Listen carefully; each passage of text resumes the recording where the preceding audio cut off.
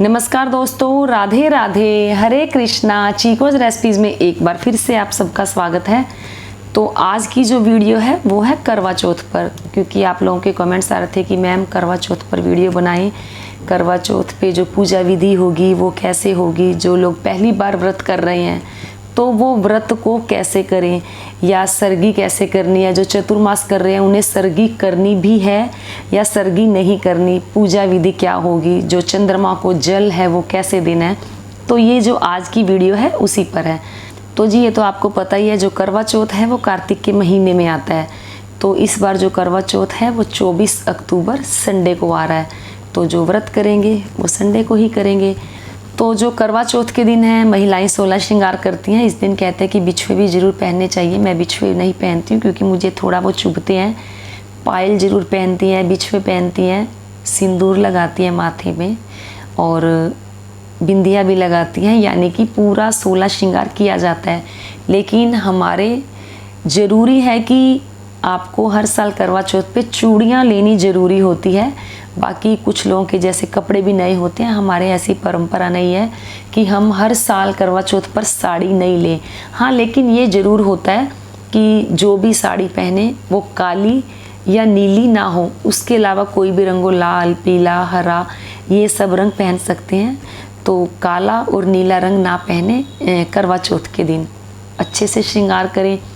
तो क्योंकि ये महिलाओं के श्रृंगार का ही दिन होता है, तो आज के दिन जो महिलाएं हैं बहुत उत्साहित होती हैं क्योंकि उस दिन वो पूरा श्रृंगार करती है। दूसरा, आज के दिन कोई काम भी नहीं करना पड़ता, काम कम करना पड़ता है क्योंकि सुबह से भूखे होते हैं। और करवा चौथ के दिन कहते हैं कि सुई धागे का और कैंची का कोई भी काम नहीं करना चाहिए। वैसे मैं वीडियो बना चुकी हूँ, आपको लिंक भी मिल जाएगा। और आप आजकल देख ही रहे होंगे कि करवा चौथ के दिन किस चीज़ का दान ना दें और क्या करें क्या ना करें। तो बस ये सब वीडियो आपको जो डिस्क्रिप्शन बॉक्स में है उसका लिंक मिल जाएगा। तो थोड़ा आपको पूजा विधि जो क्या है और सुबह से ही जो सरगी वगैरह उन सब पे सीरियल वाइज चर्चा शुरू कर देते हैं। तो सबसे पहले तो ये बात कर लेते हैं कि सरगी के बारे में। तो जी सरगी सुबह जल्दी उठकर ब्रह्म मुहूर्त में ही उठकर की जाती है, क्योंकि जो लोग कार्तिक मास का स्नान कर रहे हैं वैसे भी उन्हें जल्दी उठना ही उठना है और उन्हें पूजा से पहले अपनी सरगी कर लेनी है, यानी कि 4 बजे के करीब अपनी जो सरगी है वो कर लेनी है।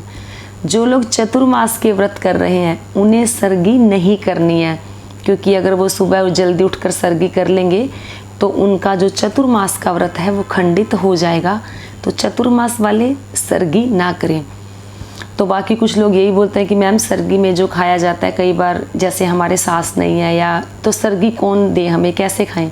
तो जी अगर आपके सास नहीं है या कोई बड़ा नहीं है सरगी देने वाला, तो आप खुद से सरगी का सामान लेकर आएँ और वो सरगी कर लें। कुछ लोगों के सरगी जो करते हैं बिना नहाए करते हैं, कुछ लोगों के सरगी करते हैं कि स्नान करके सर धोकर फिर करते हैं। हाँ, लेकिन इस व्रत में यानी कि करवा चौथ के व्रत में सर सभी को धोना है। तो कहा जाता है कि कोई भी व्रत हो उसमें सर धोना चाहिए, इससे जो शुद्धिकरण है अच्छे से हो जाता है। तो इस व्रत में भी आप सर जरूर धोएं। तो बाकी जो आपके परंपरा है कि सरगी आपको नहाकर करनी है या बिना नहाए करनी है, हम लोगों की परंपरा है कि हम जो सरगी करते हैं बिना नहाए करते हैं। तो जो लोग पहली बार व्रत करने जा रहे हैं तो ये अपनी शुरू से ही जैसे बना लेंगे, आपको फिर हमेशा हर साल वैसे ही करना होगा। अगर आप स्नान करके सरगी करेंगे तो हर साल आपको यही करना होगा।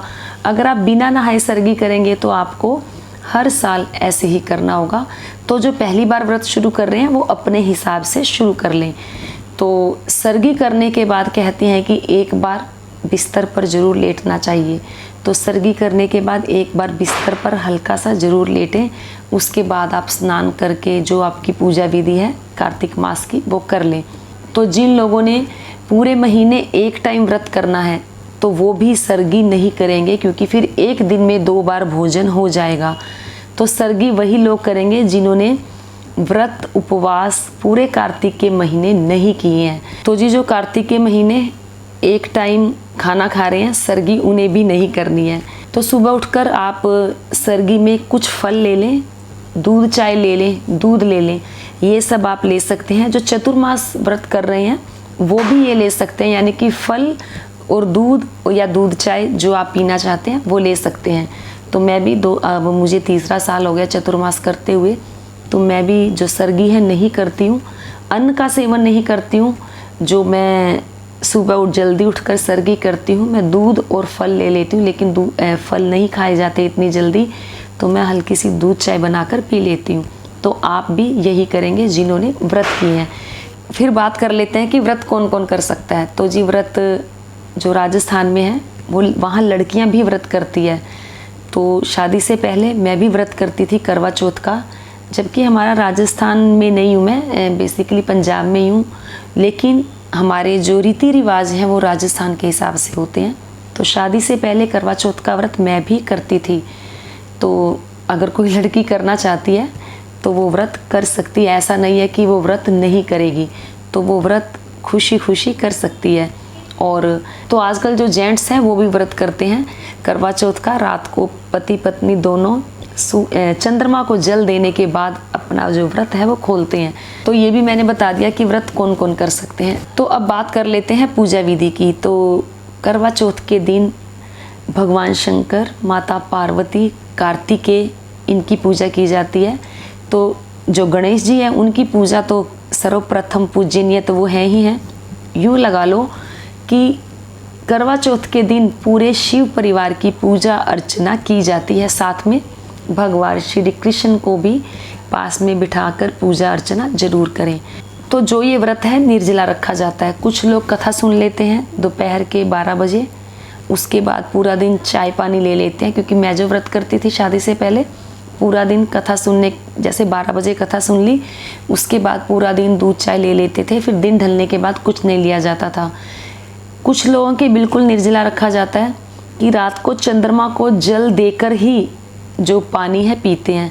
और कुछ लोग व्रत करते हैं जैसे 3-4 बजे के करीब कथा सुनी जाती है, फिर उसके बाद दूध चाय या पानी पी लेते हैं।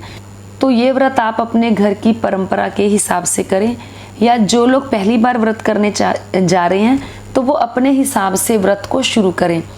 तो जो हमारे यहाँ व्रत होता है, जो मैं व्रत करती हूँ, शाम को 3-4 बजे के करीब कथा सुनती हूँ, उसके बाद दूध चाय पानी पी लेती हूँ, फिर रात्रि को चंद्रमा को जल देकर जो व्रत है वो खोला जाता है।